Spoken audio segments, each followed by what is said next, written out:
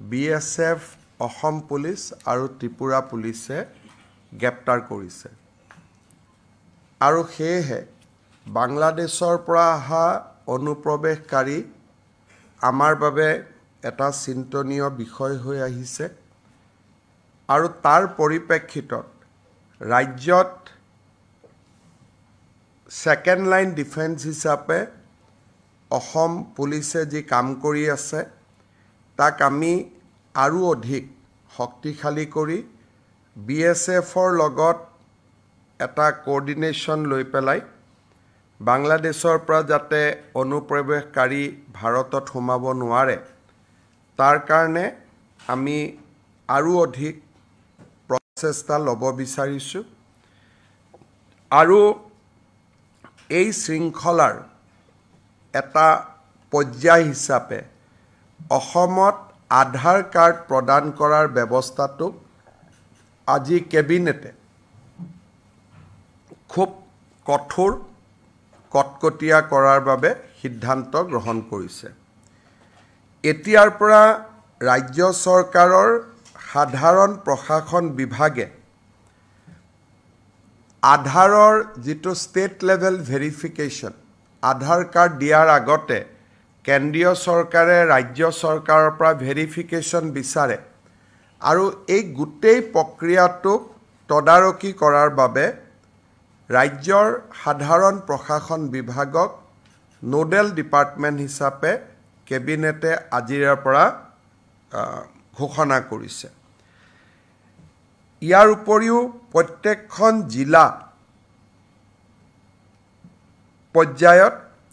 এজন additional deputy কমিশ্যনাৰক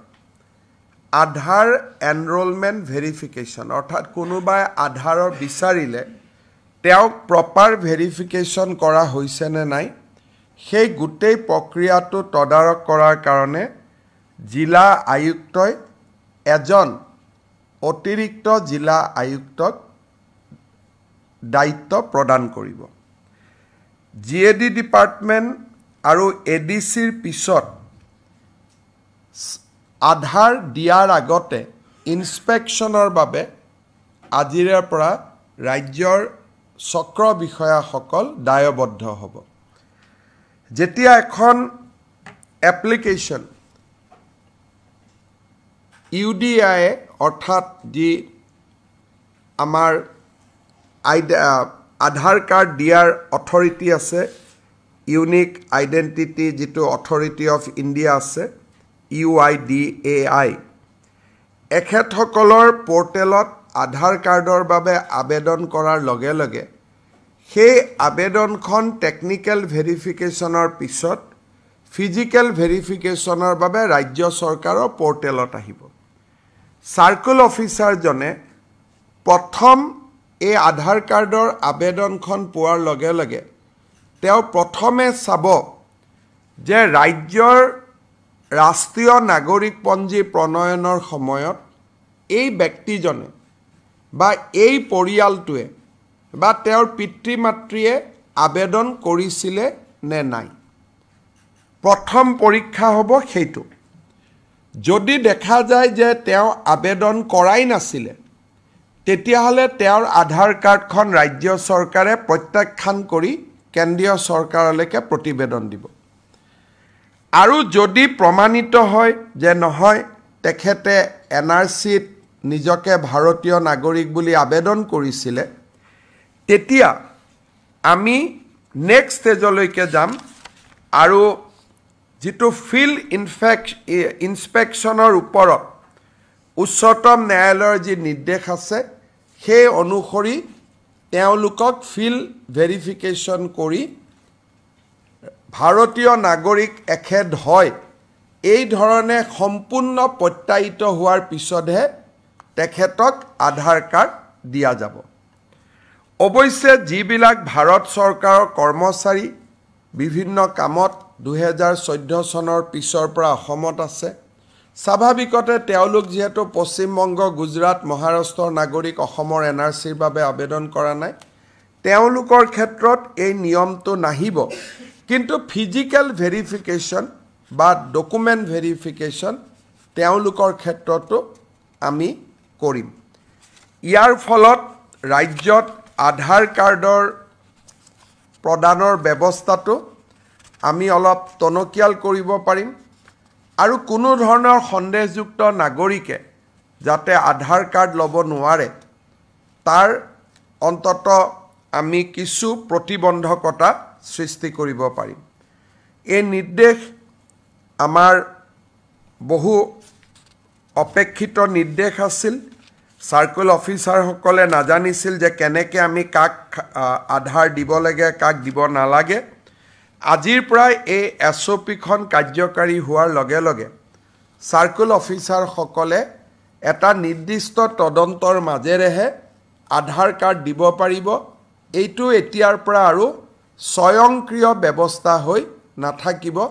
যেন আধাৰ আবেদন কৰিলেই আধাৰ পাম তেনেকুৱা ব্যৱস্থা হৈ নাথাকিব আজি কেবিনেটে ই এটা খুব ডাঙৰ আৰু গুৰুত্বপূৰ্ণ সিদ্ধান্ত গ্ৰহণ কৰিছে আৰু আপোনালোকক মই এই কেবিনেটৰ সিদ্ধান্তৰ বিষয়ে অৱগত কৰিছোঁ কেবিনেটে আজি আৰু এটা গুৰুত্বপূৰ্ণ সিদ্ধান্ত লৈছে যোৱা বছৰ আমি কেবিনেটত সিদ্ধান্ত লৈছিলোঁ যে মাটিৰ খাজানা অকল ডিজিটেল নিয়মত দিব পাৰিব অৰ্থাৎ যেটো কয় প্ৰথমতে পোৰ্টেলত ৰেজিষ্ট্ৰেচন কৰিব আধাৰ লিংক কৰিব তাৰ পিছত তেওঁলোকে মাটিৰ খাজানাটো আফটাৰ ৰেজিষ্ট্ৰেচন ডিজিটেলি দি যাব এই ব্যৱস্থাটোৰ ফলত অসমত নথকা অসমীয়া লোকসকল উপকৃত হৈছে কোনোবা আমেৰিকাত আছে ইংলেণ্ডত আছে বা কোনোবা দিল্লীত আছে কোনোবা ৰাজস্থানত আছে কিন্তু যিসকল দুখীয়া পৰিয়াল আছিল মাৰ্জিনেল ফাৰ্মাৰ্ছ যা সৰু সৰু মাটিৰ মালিক তেওঁলোকে ডিজিটেল খাজানা দিব পৰা নাছিল আৰু এক প্ৰকাৰ আমাৰ ই অলপমান ৰাইজৰ মাজত অলপ কথা বতৰাও আৰম্ভ হৈছিল যে বহুত দিন ধৰি আমি মাটিৰ খাজানা দিব পৰা নাই আজি কেবিনেটে সিদ্ধান্ত লৈছে যে যোনে ডিজিটেলত দিব পাৰে দিয়ক সেই ব্যৱস্থাটো চলি থাকক কিন্তু ৰাজ্যৰ দুখীয়া পট্টাদাৰসকলে বা মাৰ্জিনেল পট্টাদাৰসকলে মধ্যম বৰ্গী পৰিয়ালসকলে মাটিৰ খাজানা দিওঁতে যাতে কষ্ট নাপায় আগৰ দৰে মৌজাদাৰে নগদ টকা লৈ যি মাটিৰ খাজানা ৰিচিভ দিয়াৰ যেটো ব্যৱস্থা আছিল সেই ব্যৱস্থাও চলি থাকিব অৰ্থাৎ এফালে আমি মেনুৱেলিও মাটিৰ খাজানা দিব পাৰিম আৰু কোনোবা দূৰত আছে 200 টকা খাজানা আহিবৰ কাৰণে অসুবিধা তেওঁ ডিজিটেলিও দিব পাৰিব অৰ্থাৎ এতিয়া ডিজিটেল আৰু মেনুৱেল কেশ পেমেন্ট আৰু ই পেমেন্ট দুইটা ব্যৱস্থা আজি কেবিনেটে মুকলি কৰি দিছে ইয়াৰ ফলত ৰাজ্যৰ ক্ষুদ্ৰ পট্টাদাৰসকল দুখীয়া আৰু মধ্যম বৰ্গৰ পট্টাদাৰসকল উপকৃত হ'ব আজি আমাৰ ৰাজ্যৰ কেবিনেটে আৰু এটা গুৰুত্বপূৰ্ণ ভূমিকা সিদ্ধান্ত গ্ৰহণ কৰিছে আপোনালোকে জানে যে এইবাৰ মিছন বসুন্ধৰাৰ আটাইতকৈ গুৰুত্বপূৰ্ণ লক্ষ্য হ'ল নামঘৰ মন্দিৰ বিদ্যালয় ক্লাব মহিলা সংঘ সামাজিক অনুষ্ঠানসমূহে যাতে মাটিৰ পট্টা পাব পাৰে কিন্তু মাটিৰ পট্টা পাবলৈ ৰেজিষ্ট্ৰেচন কৰিব লাগে সোসাইটিটো আৰু সোসাইটিটোক ৰেজিষ্ট্ৰেচন কৰোতে মানুহৰ অসুবিধা হয় 3 বছৰৰ চাৰ্টাৰ্ড একাউন্টেন্সিৰ সাৰ্টিফিকেট লাগে অডিট সাৰ্টিফিকেট লাগে আজি কেবিনেটে সিদ্ধান্ত কৰিছে যাতে মিছন বসুন্ধৰাত এই নামঘৰ মন্দিৰ স্কুল ক্লাব মহিলা সংঘই মাটিৰ পট্টা পাব পাৰে সেই কাৰণে তেওঁলোকে সোসাইটি ৰেজিষ্ট্ৰেচন এক্টত পঞ্জীকৰণ কৰিব গলে 3 বছৰৰ চাৰ্টাৰ্ড একাউন্টেন্টৰ হিচাপ থকা কোনো অডিট ৰিপৰ্টৰ প্ৰয়োজন নহব এতিয়া সেই ব্যৱস্থাটো আজিৰ পৰা আমি উঠাই দিছো মিছন বসুন্ধৰা পৰ্যায়লৈকে যেতিয়া বসুন্ধৰা পাৰ হৈ যাব তেতিয়া আকৌ এই নিয়মটো আহিব লগতে বহুতৰ আগত ৰেজিষ্ট্ৰেচন আছিল কিন্তু ৰিনিউৱেল নকৰাৰ কাৰণে তেওঁলোকে 40-45 হাজাৰ টকা ফাইন দিব লাগে আৰু ইমান টকা ফাইন দিব লাগে কাৰণে মানুহে ৰেজিষ্ট্ৰেচনো ৰিনিউ কৰা নাই আৰু বসুন্ধৰাটো মাটি নাপাব সেইকাৰণে আজি আমি সিদ্ধান্ত লৈছোঁ যে ৰিনিউৱেল ফাইন দিব নালাগে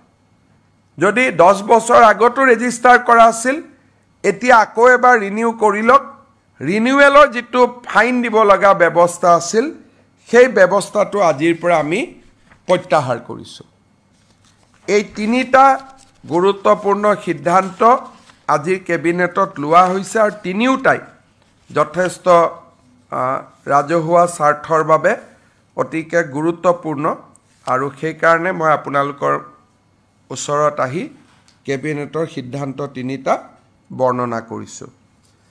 আজিৰ পৰা আমাৰ সমগ্ৰ ৰাজ্যতে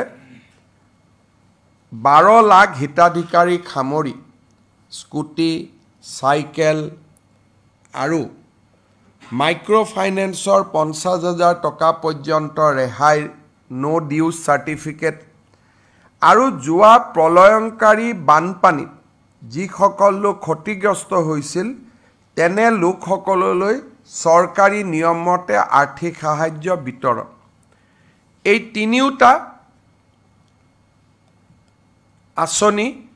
বিশেষকৈ চাইকেল স্কুটি আনন্দৰাম বৰুৱা এফালে বানপানী আৰু মাইক্ৰ' ফাইনেন্সৰ নো ডিউজ এই গোটেইবোৰ মিলি 12 লাখ হিতাধিকাৰী আমি অহা 12 দিনত সামৰি ল'ম আৰু ৰাজ্যৰ মোৰ মন্ত্ৰীসভাৰ সতীৰ্থসকলে এইকেইদিন জিলা সদৰসমূহলৈকে যাব আৰু এই অনুষ্ঠানত ভাগ ল'ব মোৰ পৰ্যায়তো যোৰহাট গোলাঘাট ডিব্ৰুগড় লখিমপুৰৰ সভাত ময়ো যোগদানৰ বাবে প্ৰচেষ্টা কৰিম নগাঁৱতো 20 তাৰিখে যাম অহা 15 তাৰিখে আমাৰ ৰাজ্যত অতিৰিক্তকৈ 18 লাখ ব্যক্তিক ৰেচন কাৰ্ড পৰিয়াল পৰিচয় পত্ৰ প্ৰদানৰো আমি ব্যৱস্থা হাতত ল'ম সমান্তৰালভাৱে অহা 15 তাৰিখৰ পৰা 28 তাৰিখলৈকে অৰুণোদয় 3.0 অৰ্থাৎ তৃতীয় সংস্কৰণৰ বাবে 37 লাখ হিতাধিকাৰীক অন্তৰ্ভুক্তিকৰণৰ বাবে গাঁও সভাসমূহ অনুষ্ঠিত হ'ব মই যিসকল ৰাইজে অৰুণোদয় আঁচনি বিচাৰে তেওঁলোকক অত্যন্ত উৎসাহেৰে সৈতে এই গাঁও সভাসমূহত যোগদানৰ বাবে বিনম্ৰ আহ্বান জনাম 19 আমাৰ প্ৰায় 22 তাৰিখলৈকে 12 দিন 23 তাৰিখলৈকে কাৰ্যসূচী চলিব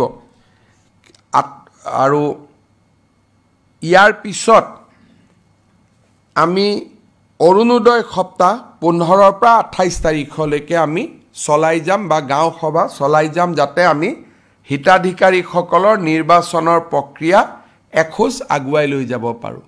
অৱশ্যে ষষ্ঠ অনুসূচীৰ যিবিলাক জিলা আছে তাত অৰুণোদয় হিতাধিকাৰী নিৰ্বাচনৰ কাম আমি জানুৱাৰী মাহত কৰিম 16, 17, 18 তাৰিখ তিনিটা দিন মই অসম আৰু ভাৰতত নাথাকিম ভূটানৰ ৰজাই তেওঁলোকৰ ভূটানৰ নেশ্যনেল ডেট এইবাৰ উপস্থিত থকাৰ বাবে মোক নিমন্ত্ৰণ কৰিছে আৰু সেইবাবে অহা 17 তাৰিখে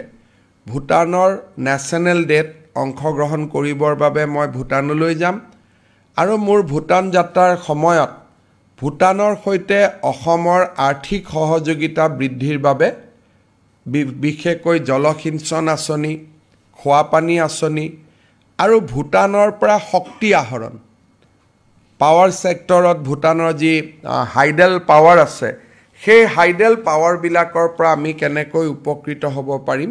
তাৰ বিষয়ে ভূটান চৰকাৰৰ লগত আমি আলাপ আলোচনা কৰিম আপোনালোকে যদি কিবা সুধিব বিচাৰে সুধিব পাৰে আজিৰ পৰা মৌজাদাৰী ব্যৱস্থাটো আমি শক্তিশালী কৰি দিলোঁ যে আগত যেনেকৈ মৌজাদাৰসকলে টকা লৈ থাকিছিল খাজানা লৈ থাকিছিল 30% তেওঁলোকে কমিশ্যন লয় 70% চৰকাৰক জমা দিয়ে পুৰণা ব্যৱস্থালৈ আজিৰ পৰা আমি আকৌ ঘূৰি গ'লোঁ কিন্তু সমান্তৰালভাৱে কোনোবাই যদি ডিজিটেলিও পেমেণ্ট কৰে তথাপিতো 30% কমিশ্যন মৌজাদাৰসকলে পাই থাকিব আৰু কবাত তহচিলদাৰ আছে তহচিলদাৰতো 100% চৰকাৰক খাজানা দিব লাগে মোটামুটি আমি খাজানা সংগ্ৰহৰ পুৰণা নীতিটোলৈকেও গ'লোঁ আৰু ডিষ্টেন্সত থকা লোকৰ সুবিধাৰ কাৰণে ই খাজানাটো ৰাখিলোঁ, দুইটা আমি মুকলি কৰি ৰাখিলোঁ।